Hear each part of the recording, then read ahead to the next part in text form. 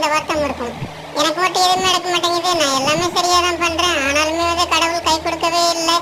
இந்த கடவுள் உட்பட எல்லாருமே என்னை ஏமாத்திட்டாங்க, யாரும் உதவி செய்யவே இல்லை, நான் என்ன செஞ்சாலும் ஃபெயில் ஆகிட்டே இருக்குது. ஆனா அக்கம் பத்து வீட்டுக்காரன் எதுவுமே பண்ணல, ஆனா அவங்களுக்கெல்லாம் வந்து தானாவே நடக்குது, அவங்களுக்கு அதிர்ஷ்டம் இருக்குது, லக் இருக்குது, எல்லாமே தான். ஒரு வாழ்க்கை பூரா என்னதான் வந்து உருண்டு உருண்டு தேய்ச்சாலும் அரைமணம் கோணமாக தான் பொறி தேய்க்கும் பொழுது வருது அப்படின்னா அதுக்கு அந்த விதியே அதை சாப்பிடணுன்ற அவசியம் இல்லைல்ல. இந்த மாதிரி ஒரு டிஃபன் பாக்ஸ் மூடி எடுத்து மேலே போட்டு ஒரு அமுக்கா நமக்கு தேவையான வட்டத்தில் கிடச்சிட்டு போகுது. பார்க்கறதுக்கு அழகாகவும் இருக்கும், மனசு திருப்தியாகவும் சந்தோஷமும் சாப்பிட்டு முடிச்சுட்டு போகலாம். அந்த மாதிரி தான் வாழ்க்கையுமே. எல்லாமே தானாக நடக்கும் அப்படின்னா எல்லாருமே சாமியை கும்பிட்டு கோயில் வளத்தில் போய் படுத்து கிடக்கலாம்ல. அப்புறம் நம்ம எதுக்கு, நம்ம திறமை எதுக்கு, நம்மளுடைய விடாமுயற்சி இங்கே.